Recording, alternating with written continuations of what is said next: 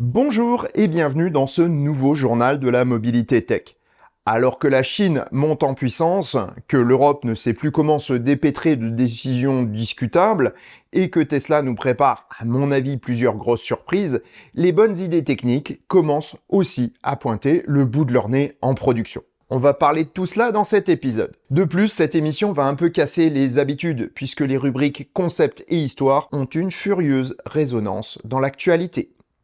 Afin de voir et revoir les sujets qui vous intéressent, le chapitrage en description vous permet de les visionner directement. Allez, c'est parti, générique!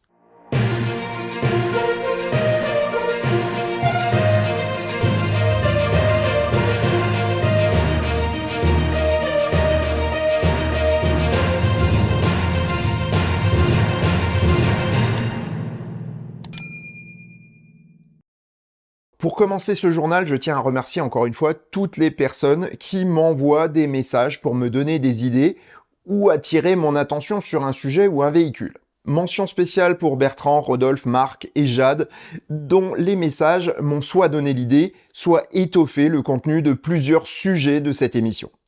Merci à vous. Et maintenant, place à votre journal.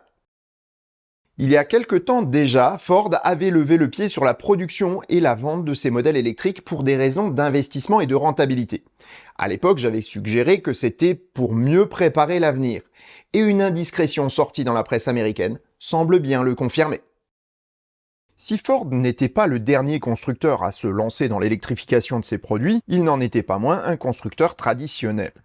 Entre la Mustang Mach-E, certes spécifiquement conçue pour la propulsion électrique, et le F-150 Lightning, dont l'architecture est dérivée de la version thermique, les produits de la marque se vendaient plutôt bien, mais ne généraient pas de profit, bien au contraire. Ils étaient trop complexes et trop chers à produire pour cela. Le lead de Jim Farley, patron non conformiste de Ford, est en passe de porter ses fruits avec une approche inédite dans l'industrie traditionnelle. C'est sous 3 angles que le constructeur agit pour se préparer à un futur aux côtés des constructeurs à succès que sont Tesla ou BYD. Le premier angle d'attaque est celui qui fait le plus les gorges chaudes dans la presse traditionnelle. La décision de réduire les investissements sur les produits électriques de la gamme actuelle et sur les développements de produits futurs basés sur la même architecture que les anciens produits. À une exception près, on verra plus loin. Pour pouvoir investir dans la recherche et le développement, Ford doit arrêter de perdre beaucoup d'argent sur ses produits actuels. Ils ne sont pas délaissés pour autant, puisqu'ils évoluent tout de même grâce au bureau d'études qui les a conçus. Le deuxième axe de décision est plutôt destiné à l'Europe. Ford y perd des parts de marché depuis de nombreuses années, et la gamme de l'américain dans l'ancien monde se réduit comme une peau de chagrin. Pour pouvoir lancer de nouveaux modèles rapidement afin de ne pas perdre pied dans le marché qui a le plus de perspectives d'avenir, Farley fait appel à Volkswagen. Capri et Explorer sont 2 exemples de cette tactique puisqu'elles adoptent toutes 2 la plateforme MEB de l'allemand. On en a parlé d'ailleurs dans le JMT numéro 4. En parallèle de cette décision, pour faire des Ford qui n'en sont pas, un autre modèle doit être présenté, la Puma électrique. D'après ce que l'on sait, elle est une approche hybride dans sa conception puisque basée sur la version thermique du petit crossover. Conçue à l'ancienne manière, Ford a décidé de la mettre tout de même en production, mais sans grandes ambitions. À l'inverse du gros SUV 7 places qui était prévu pour les États-Unis qui est annulé. Reste la dernière décision qui est celle qui pourrait faire la différence par rapport à tous les autres constructeurs traditionnels. Créer une start-up au sein même de l'entreprise. Partant du constat que Ford est une machine pesante et compliquée à faire bouger, Jim Farley a créé un département entièrement indépendant pour préparer l'avenir. Il est dénommé Skunk Works, ce qui évoque les programmes noirs de développement aéronautique militaire qui ont créé les avions U-2 SR-71 ou F-117 pour l'armée américaine. Pour son équipe de choc, Ford fait appel à tous les meilleurs spécialistes qu'on puisse trouver sur le marché. Sous la houlette d'Alan Clark, qui a œuvré sur les modèles Y Roadrunner, c'est une team de spécialistes de divers horizons qui travaillent d'arrache-pied pour concevoir la nouvelle gamme de Ford. Composée d'anciens de chez Tesla, Rivian, Apple ou Lucid, l'équipe ne chôme pas. Les développements se font dans le même esprit que chez Tesla et donnent les premiers résultats. Résultats qui n'ont pas encore été présentés au public, mais à une audience réduite plutôt réfractaire à l'électrique en général, les concessionnaires. Soucieux de voir la mobilité électrique prendre de l'ampleur, les concessionnaires pensent avoir tout à perdre dans la transition. Mais bien entendu, ce n'est pas le cas. On en reparlera prochainement. Certains d'entre eux ont été invités à une présentation privée des avancées de l'équipe de développement du constructeur. Si aucun n'a témoigné publiquement, secret oblige, le journal Automotive News a pu en savoir un peu plus sur l'événement privé qui s'est tenu à Las Vegas cet été. Ce sont toute une série de rendus informatiques qui ont été présentés en test à une audience réduite. Berline, SUV et pick-up sont de la partie, dans plusieurs tailles et plusieurs définitions, tous basés sur une plateforme efficiente et simplifiée. L'axe est mis sur les coûts de production sans pour autant réduire les prestations pour le client final. Les rumeurs parlent d'une gamme démarrant à 25 000 $, ce qui semble être le but de pas mal de constructeurs. Pourtant, aussi alléchant que soit la proposition, il faudra s'armer d'un peu de patience. Les rendus présentés sont l'état des développements actuels, mais pas des illustrations des modèles de série à venir. Reste un point qui pourrait marquer le prochain jalon du projet EV low cost de Ford, l'attribution d'une usine à cette nouvelle équipe de développement. En effet, il semblerait que pour battre Tesla, Ford veuille construire ses autos comme l'entreprise d'Elon Musk. Mais pour le faire, il faudra que Skunk Works conçoive aussi l'usine qui doit produire les voitures. À suivre assurément, et on devrait avoir des nouveautés là-dessus prochainement. Donc ne manquez pas les prochains épisodes. C'est une petite bombe que Tesla nous a réservée au cœur de l'été. Une nouvelle définition moins chère de la Tesla Model 3 est apparue au Mexique. Si l'américaine se dépouille, le rival chinois BYD fourbit ses armes dans le haut de gamme, en proposant de nouveaux modèles plus aboutis mais aussi plus chers. Ces deux approches sont-elles antinomiques, ou bien est-ce autre chose ? Le 16 août dernier, Tesla a présenté une nouvelle finition plus simple de sa Model 3 pour le Mexique. Et c'est peut-être celle qu'attendaient les clients de la première heure lors de la présentation de la voiture en 2016. En tout cas, moi, c'est ce que j'attendais. Je ne suis pas un grand fan des voitures de luxe. Et pourtant, j'ai souvent possédé ce type de modèle. Cela peut sembler étrange, mais ce que j'aime dans l'automobile, c'est la mécanique, la puissance et les performances. Pas le bling-bling qui y est systématiquement associé. J'ai donc eu des Mercedes classe S 6 et 8 cylindres, mais toujours dans leur définition de base, pour profiter des performances sans pour autant payer pour des équipements qui ne m'intéressaient pas. Chez Tesla, pas le choix. Cuir et autres finitions étaient de série, et j'avoue que ce matériau ne me plaît guère, qu'il soit naturel ou de synthèse. Du coup, Tesla me fait un immense plaisir en adoptant des sièges tissus sur la Model 3 propulsion mexicaine uniquement pour l'instant. L'éclairage d'ambiance multicolore est remplacé par du blanc, la sono est simplifiée, et les vitres acoustiques sont supprimées à l'arrière. En fait, tous ces équipements qui rendent la voiture plus chère ne m'intéressent pas. Sièges ventilés et chauffants sont inutiles avec le tissu, tandis que le volant chauffant est supprimé lui aussi. Pour le Mexique, ça a du sens. Mais en Europe, je pense que les sièges chauffants ainsi que le volant ont leur utilité. On espère que si Tesla propose cette finition en Europe, ces deux derniers équipements seront tout de même présents. La conséquence ? Une baisse des prix de l'auto d'environ 4 000 $ US, ce qui n'est pas rien. Bon, ça c'est pour le Mexique, mais qu'en est-il des autres marchés ? Si Tesla n'a pas donné d'indice permettant de penser que cette version sera étendue à d'autres pays, une telle décision pourrait redonner un coup de fouet aux ventes de la marque. Voyons ce qu'il en est en France. La Model 3 est actuellement vendue à partir de 41 490 €. Mais elle est produite à Shanghai, en Chine. Or, ce tarif inclut la taxe actuelle européenne de 20,9%, en plus des 10% de droits de douane généraux pour les importations venant de l'extérieur de l'Union européenne. Or, ces taxes ont pour but de bloquer les constructeurs chinois, mais les conséquences ont été surtout dures pour certains constructeurs européens. Ainsi, Stellantis arrête la DS9, le luxe à la française 100% chinois, et les Allemands BMW ou Volkswagen tirent la langue pour leurs modèles produits en Chine. Les enquêtes sur les conditions de production chinoises sont encore en cours, et les nouveaux taux de taxes tombent. Sans surprise, les constructeurs européens voient leur charge fiscale réduite, mais Tesla est aussi dans le lot. L'américain passe de 20,9 à 9% de surtaxe en raison de sa production vertueuse en émissions de CO2, et non pas de la nationalité de l'entreprise. Voyons maintenant ce que pourrait devenir le prix de la Model 3 propulsion produite à Shanghai si elle était modifiée comme celle du Mexique. Avec des taxes réduites d'environ 4 500 € et une baisse de 3 500 € liée à l'équipement, c'est en gros l'équivalent des 4 000 $ au Mexique, c'est une baisse de 8 000 € que la marque OT pourrait consentir à ses clients, soit 33 490 € pour le modèle d'entrée de gamme. Même sans l'artifice du bonus. Waouh! Voilà qui rebat les cartes si mes suppositions sont justes. D'un autre côté, les constructeurs chinois font actuellement la marche inverse de Tesla. Alors que l'américain court après les coûts, les chinois courent après l'image. On l'avait vu avec les japonais dans les années 70 qui avaient créé des marques de luxe lors de leur entrée sur les marchés occidentaux. Aujourd'hui, les chinois en font de même. Ainsi, BYD par exemple crée Denza et son break de chasse Z9 GT. Et chasse est le bon mot puisque la proie n'est nulle autre que la Porsche Taycan Cross Turismo. 1000 chevaux, un intérieur des plus léchés, avec, comme sur la Porsche, 3 écrans et un écrin des plus luxueux, pour acquérir une meilleure perception de la clientèle. Certes, les produits BYD sont fonctionnels et de bonne facture, ils ont toujours un je ne sais quoi de qualité chinoise. Matériaux et design sont toujours décalés par rapport aux productions européennes et me font penser à mon scooter, également produit en Chine. Un bouton par-ci qui fait cheap, une vitre d'écran qui se raye ou jaunit facilement, une finition plastique qui baille un peu, bref, ce n'est pas cher, mais ça se voit dans les détails. Clairement, ces deux approches ne sont pas les seules sur un marché qui se développe, et chaque marque exprime une sensibilité différente. Et finalement, c'est pas un mal. Au final, on constate que toutes les approches tendent à se rapprocher. Chaque constructeur cherche à acquérir ce qu'il n'a pas. Tesla fait tout pour obtenir des prix abordables, tandis que les Chinois cherchent à trouver une légitimité en termes de qualité. Et les constructeurs européens dans tout ça? Eh bien, ils réagissent.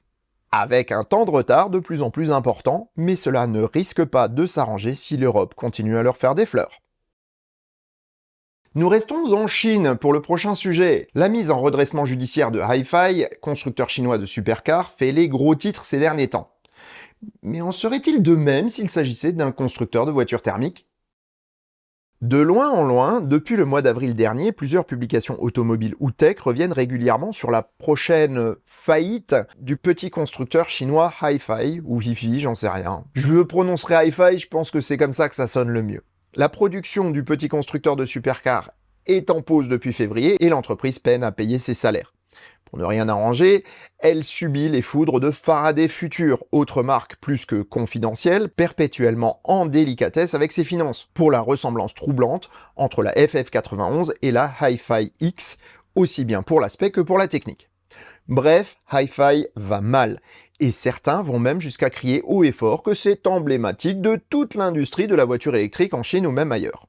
Pour vous donner une idée de ce qui se passe vraiment, je vous propose de faire un peu d'histoire. Nous sommes en Italie dans les années 80-90. Les crises pétrolières ont durablement changé le paysage automobile et les entreprises de supercars ont bien du mal à suivre. Ferrari s'allie à Fiat pour ne pas disparaître, tandis que Lamborghini ne doit son salut qu'à une entreprise indonésienne, non sans être passée par de nombreux propriétaires avant. Ce n'est que l'aura de ces marques qui leur a permis de survivre, tout comme la double résurrection de Bugatti, tout d'abord sur fond italien, puis grâce à Volkswagen.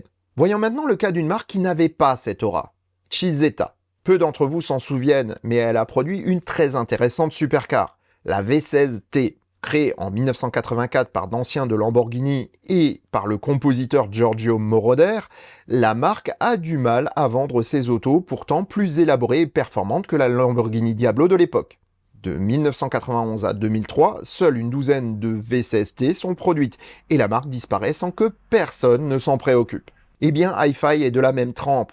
Constructeur de produits de niche, ce n'est pas lui qui donne la meilleure indication du succès ou des échecs de l'industrie de la voiture électrique. Si un Rivian, Tesla ou BYD se retrouvaient dans le même cas, alors oui, ce serait un signal fort, mais c'est loin d'être le cas. Dans ce monde où tout, même le plus petit événement, est monté en épingle, il n'est pas surprenant de voir la presse se jeter sur de petites histoires comme celle de Hi-Fi pour faire de l'audience. Que la presse spécialisée en parle, c'est légitime, mais qu'on retrouve cette histoire dans les médias grand public ou les threads anti-VE sur les réseaux sociaux, là ça me met en boule. Soyons clairs, toutes les informations ne se valent pas, et sans un contexte étayé ne doivent pas être considérées comme fiables. Trop d'informations tue parfois l'information. À trop mettre sur le même plan des soucis pour Hi-Fi et d'autres petits constructeurs chinois, on oublie facilement que BYD, Dongfeng ou SAIC, voire Tesla, sont en train de conquérir le monde. Et celui de demain leur devra bien plus qu'à une obscure start-up, n'en déplaise à la presse putacliste. Le transport routier est un des enjeux majeurs de la transition énergétique.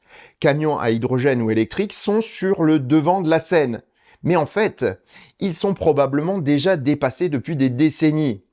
En effet, des milliers de camions sillonnent déjà la France grâce à des énergies bas carbone. Mais personne n'en parle. Tout le monde se focalise sur les nouveautés alors qu'une bonne solution existe déjà peut-être depuis longtemps. 115 000 remorques. C'est le chiffre annuel du transport routier qui permet d'économiser 90 000 tonnes de CO2 chaque année grâce à l'électricité. Et ce chiffre est celui d'aujourd'hui. Mais où trouve-t-on ces camions miraculeux? Eh bien, pas sur la route. C'est pour cela que vous ne les remarquerez que rarement. En fait, on les trouve surtout sur les rails. Et techniquement, ce n'est pas une mince affaire. Il est temps de s'y intéresser. Avant d'entrer dans le vif du sujet, je voulais remercier le compte BB27000 sur X, ou anciennement Twitter. Wilfried Desmarais est un conducteur passionné de train, et il transmet sa passion et son savoir au travers de son compte Twitter, ou X. Je le suis depuis quelques mois et c'est un vrai bonheur de le lire. N'hésitez pas à le suivre si le sujet vous intéresse. C'est son travail que je reprends ici en partie avec sa permission, ce dont je le remercie. Bien, revenons à nos camions. Pour charger une remorque sur un wagon de marchandises, vous imaginez bien que c'est pas des plus faciles. Un train complet comprend une motrice et 48 wagons, portant chacun une remorque. Le problème? Eh bien, une remorque sur un wagon ordinaire, ça ne passe pas dans les tunnels, sous les ponts ou sous les caténaires. Aux États-Unis où le gabarit ferroviaire est plus important, c'est pourtant ce qu'ils font. Mais nous, on a dû ruser. Pour que la remorque entre dans le gabarit SNCF standard avec son chargement, le châssis du wagon a été surbaissé et les roues, comme les béquilles, se posent dans des poches situées aux endroits adéquats. C'est cette caractéristique qui donne au wagon son nom de kangourou. Cela signifie donc que le camion ne peut pas rouler sur le wagon, et la première idée a été d'utiliser des grues. C'était lent, risqué et pas toujours compatible avec certains châssis de remorques. Déjà constructeur de remorques et de wagons, le fabricant alsacien Lor s'est dit qu'on pouvait faire beaucoup mieux. Il a alors conçu la Modalor, ou wagon kangourou pivotant. Le plateau pivote à 45 degrés pour permettre de charger ou décharger la remorque routière. Ces opérations deviennent alors faciles, ne demandant aucun équipement lourd, et en plus peuvent se réaliser sur plusieurs wagons à la fois.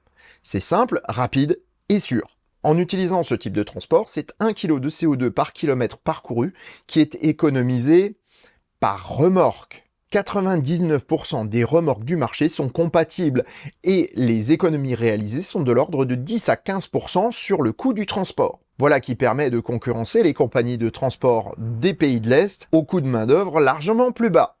Je dis ça, je dis rien. Ainsi, ce sont des lignes reliant Perpignan, Calais, Bétambourg ou Hendaye qui sont en service. Des terminaux à Sète ou dans le Pays Basque sont aussi en projet ou en phase de réalisation. Cette solution d'aujourd'hui pourrait bien être meilleure que celle des camions électriques à conduite autonome de demain, du moins pour les lignes les plus exploitées au plus fort trafic. Une telle solution est certes moins flexible que le transport directement sur la route, mais permet de réduire drastiquement les émissions de CO2 ou la dégradation des routes. La Suisse l'a bien compris et impose ce type de transport pour certains trajets. Voilà une solution qui gagnerait à être connue du plus grand nombre et qui complète admirablement les efforts pour un transport plus vertueux. Et en plus, c'est l'œuvre d'acteurs français, et ça, c'est bien trop rare pour ne pas le souligner. 2, c'est mieux qu'une, disait une publicité pour un rasoir à main. Mais est-ce vrai pour les rotors d'un moteur électrique? Si Tesla avait introduit 2 moteurs, puis 3, et que d'autres en mettaient même 4, BMW a décidé de faire autrement en mettant 2 rotors dans le même moteur. L'efficience. Voilà le Graal de pas mal de concepteurs de moteurs électriques destinés à la mobilité électrique. Il faut dire qu'une batterie contient moins d'énergie qu'un plein d'essence, et donc il faut l'utiliser au mieux. On ne peut pas se permettre de gaspiller autant d'énergie qu'avec un moteur thermique. Alors que les moteurs synchrones à aimant permanent sont actuellement la technologie la plus répandue, certaines innovations émergent grâce à des startups, dont Deep Drive, qui officialise sa collaboration avec BMW.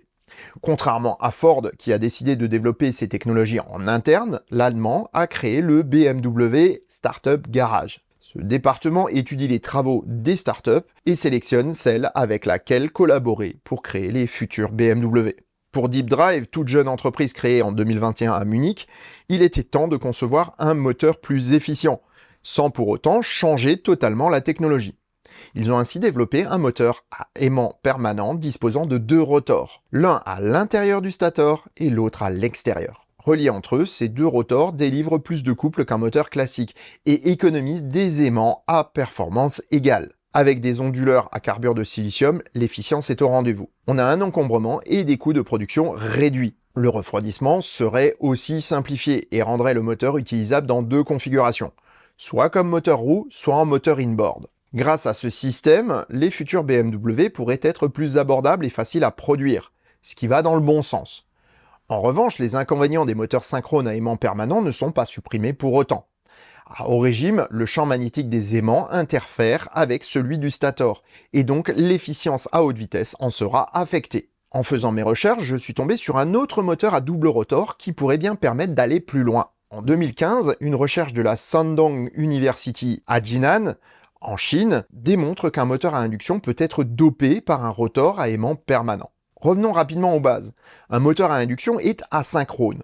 Cela signifie que son rotor tourne moins vite que le champ magnétique du stator. Le rotor est ici un bloc de cuivre ou d'aluminium sans aimant permanent, une cage d'écureuil. Lorsqu'il est soumis à un champ magnétique, un courant induit le traverse et crée un champ magnétique qui s'oppose à celui du stator. Cela génère une force et donc un couple. Les chercheurs de Jinan cherchaient un moyen d'augmenter cette force et ont découvert que si on place un second rotor comportant des aimants permanents tournant librement à l'intérieur du premier, le couple délivré augmentait significativement, tout comme le rendement. Cette étude est pour le moment théorique et fait appel à la modélisation informatique, contrairement à la solution de Deep Drive qui fonctionne dans la vraie vie.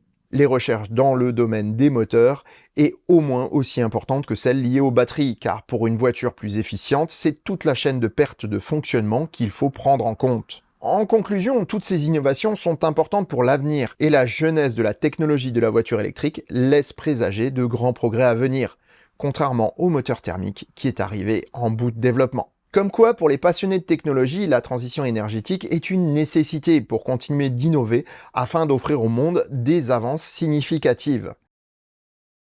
La question revient souvent et je dois dire que j'ai parfois la tentation de répondre par un texte copié-collé. Si j'avais déjà fait un épisode sur le sujet, je vais tout de même faire une petite piqûre de rappel extrêmement synthétique ici. Nous allons voir quelles sont les bonnes pratiques pour préserver la batterie de sa Tesla. Lorsqu'on utilise une voiture, quelle qu'elle soit, il y a de bonnes pratiques à connaître si on ne veut pas voir son auto se dégrader rapidement. Ainsi, avec les moteurs thermiques, les démarrages à froid, le fonctionnement des turbos ou les passages de rapport sont autant de choses qu'on prend en compte logiquement dès les premiers pas en conduite. Mais comme on les apprend dès le début, ça devient tout naturel. Pour la voiture électrique, c'est moins le cas, car on doit souvent découvrir les choses par soi-même. Et voilà pourquoi j'ai fait ce sujet. Je vais le séparer en deux parties. La conduite et la recharge. En conduite, il n'y a que peu de choses à savoir, mais pour autant, ce n'est pas aussi anodin qu'on pourrait le penser. Une Tesla froide réagit bien, mais n'aime pas être malmenée. Huile de roulement ou autres pièces mécaniques sont beaucoup plus sollicitées à froid, et donc, comme dans une thermique, il est nécessaire, surtout en hiver, d'avoir le pied léger pendant les 10 à 15 premières minutes de conduite. Votre mécanique vous dira merci. Pour la conduite, eh bien c'est tout. Une fois la voiture à température, vous pouvez profiter pleinement de ses performances. Pour la recharge par contre, c'est un peu plus compliqué. Enfin d'un prime abord, parce qu'en fait, c'est pas le cas. On me demande souvent s'il est mieux de charger au quotidien ou d'attendre que la batterie descende en charge avant de la brancher. Eh bien ma réponse est simple. Faites comme cela vous chante. Cela n'a aucune importance en général. Toutefois, je précise une chose. Lorsque le temps est froid, il est préférable de laisser sa voiture branchée aussi souvent que possible, car la gestion du pack batterie reste active. En hiver, par température négative, le pack peut descendre à des températures très basses, et réchauffer une telle masse coûtera cher en énergie. Mieux vaut donc la laisser branchée pour que le système de la voiture la maintienne à la température minimale de fonctionnement. Dans tous les cas, laisser sa voiture branchée permet de disposer du préconditionnement sans pour autant prendre de l'énergie dans la batterie, et donc sans que cela ne grève l'autonomie. Personnellement, je le fais en hiver, mais en été, je laisse ma batterie descendre à 40% en général avant de la recharger, à moins que j'ai un déplacement à faire prévu. Mais c'est surtout pour ne pas avoir le câble sur le chemin, afin de pouvoir sortir ma moto plus facilement. Reste la gestion des niveaux de charge. Dans tous les cas, charger à 100% n'est pas une bonne idée.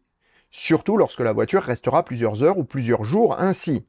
Qu'elle soit à batterie ternaire, donc NCA ou NMC, la limite de charge à 80% doit être maintenue au quotidien.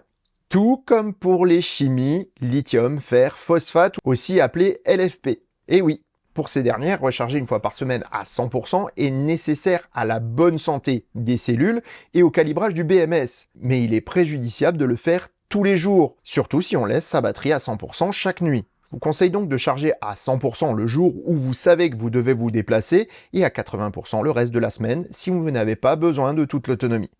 Cela maximisera la durée de vie de votre pack. Enfin, il existe une dernière bonne pratique pour préserver sa batterie, le test de santé.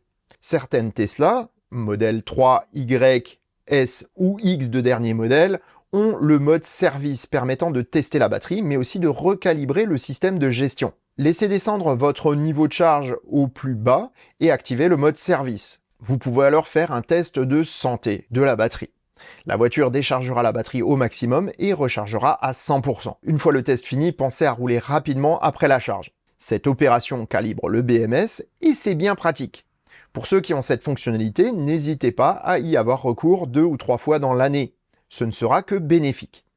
Pour en finir avec ce sujet, je voulais aussi vous dire de ne pas stresser outre mesure. Utilisez votre Tesla comme vous le voulez ou le pouvez. Les batteries sont très bien gérées et une charge maintenue à 100% un peu longtemps de manière exceptionnelle ou des supercharges répétées n'auront quasiment aucune influence sur la durée de vie de votre pack.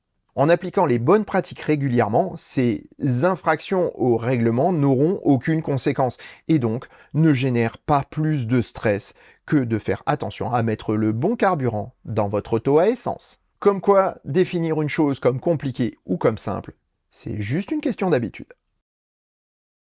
Pour le concept de la semaine, je vais vous parler d'une auto déjà un peu ancienne. Si elle ne verra jamais le jour sur nos routes, ses descendantes promettent d'arriver sous peu. Jaguar est une marque britannique bien connue, et un peu à part dans le monde de la voiture de luxe. Fondée au début du XXe siècle, elle n'a pas toujours eu son patronyme félin. En effet, c'est sous le nom de Super Swallow qu'est née l'entreprise. Jaguar était le nom d'un modèle, précédé du sigle SS pour la marque.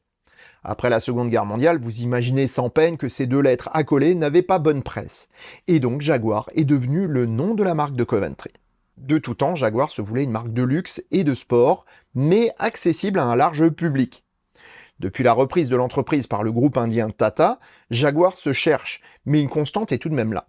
La volonté de faire de la marque un acteur majeur de la transition énergétique. L'Indien a donc décidé d'arrêter la production de toutes ses autos actuelles dès le début 2025. Les concessionnaires devront temporiser avec les occasions récentes et une synergie avec Land Rover.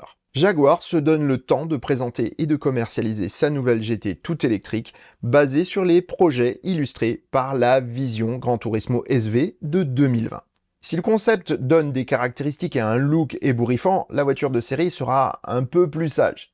Enfin, un peu. La nouvelle gamme démarrera probablement par un grand coupé, pour être précis, une GT mais 4 portes.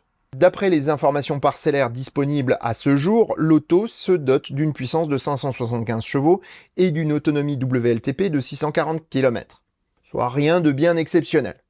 Ce qui changera par contre, c'est le positionnement de la marque dans le marché. Plus question de concurrencer un Tesla ou des marques premium à prix relativement contenu. Jaguar veut s'attaquer aux ténors du luxe sportif comme Bentley ou Porsche. Cette première itération de la nouvelle génération de Jaguar ne sera donc pas bon marché, et les prix seront au-delà de la barre des 100 000 €. Cette décision a de quoi surprendre, mais l'histoire récente de Jaguar l'explique en partie.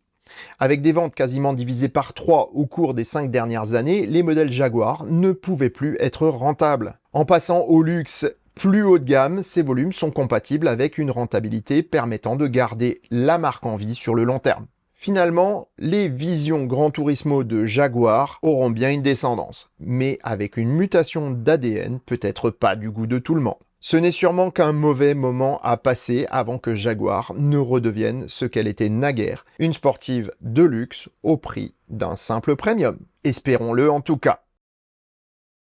Ce n'est pas d'une concept car dont la rubrique Histoire du jour va traiter, mais bien d'une technologie qui a le vent en poupe en ce moment, la conduite autonome. Si pas mal d'auteurs de science-fiction en ont rêvé, en 1971, elle est devenue réalité. Enfin presque sur un petit tronçon de circuit de test.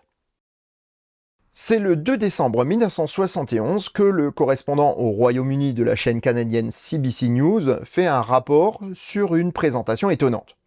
Le Transport and Road Research Laboratory dans le Berkshire a une démonstration du résultat de plusieurs années de recherche. Une voiture qui conduit toute seule. La Ford Cortina se déplace en effet toute seule et prend un virage sans intervention humaine. le tout sans caméra, sans ordinateur et encore moins de lidar. Mais comment est-ce possible? En regardant l'avant de la voiture, les modifications sont évidentes. Un gros cube blanc orne la calandre, tandis que 2 paupières surplombent les optiques. Tout ce système permet de suivre la route. Dans celle-ci est noyé un câble dans lequel on fait passer un courant. Cela crée un champ magnétique que reconnaît l'ensemble des récepteurs. La voiture s'oriente donc selon ce champ magnétique grâce aux 2 détecteurs à bobines placés dans les paupières. Si le câble est à droite, la voiture va tourner à droite pour recentrer les capteurs et que les bobines captent bien la même valeur de champ magnétique. Cela implique toutefois qu'il faut que toutes les routes soient spécialement équipées si on veut qu'elles puissent conduire de cette manière. Par contre, on ne peut pas encore parler tout à fait de voiture autonome, puisque si la Cortina était pourvue d'un régulateur de vitesse électronique, celui-ci n'était pas adaptatif et réclamait une intervention du conducteur pour arrêter l'auto. Les recherches auraient pu aller plus loin, mais déjà à l'époque, les problèmes de financement des laboratoires constituaient une limite d'évolution, surtout dans le secteur public, ce qui était le cas de ce laboratoire. Malgré cela, 4 voitures furent ainsi équipées et testées, dont une DS-19 de 1960. Celle-ci est encore visible au Science Museum de Londres. Si l'aventure de la voiture autonome commence dans les années 1920, soit il y a presque un siècle, elle a débuté par un crash. En 1925, une Chandler avait été modifiée pour être radiocommandée à distance. C'est pas tout à fait de la conduite autonome, mais c'est de la conduite sans conducteur. La démonstration dans les rues de New York a montré l'étendue du travail à accomplir. Après avoir péniblement évité dans la circulation un camion, plusieurs autos et un véhicule de livraison de lait, elle a fini sa course dans une berline en stationnement qui ne lui avait rien demandé. Si de nombreux concept cars, en particulier chez GM, ont fantasmé cette conduite automatique ou autonome, d'ailleurs souvent avec des systèmes proches de celui présenté par les Britanniques, ce n'est que ces dernières années qu'une conduite réellement autonome commence à prendre une réalité tangible. Et les prochains mois vont être bigrement intéressants sur le sujet. Croyez-moi, c'est à suivre et à ne pas manquer dans les prochains épisodes du Choucroute Garage. Pensez encore une fois à vous abonner. Voilà, ce journal est terminé, j'espère qu'il vous a plu. Si c'est le cas, n'hésitez pas à mettre un pouce vers le haut ou à m'aider à faire vivre la chaîne par un Tipeee ou une souscription ici sous la vidéo. Je précise que mes souscripteurs ont régulièrement accès à mes vidéos en avant-première. Et sur ces bonnes paroles, je vous souhaite bonne route et vous dis à bientôt pour un prochain épisode du Choucroute Garage. Portez-vous bien. Ciao.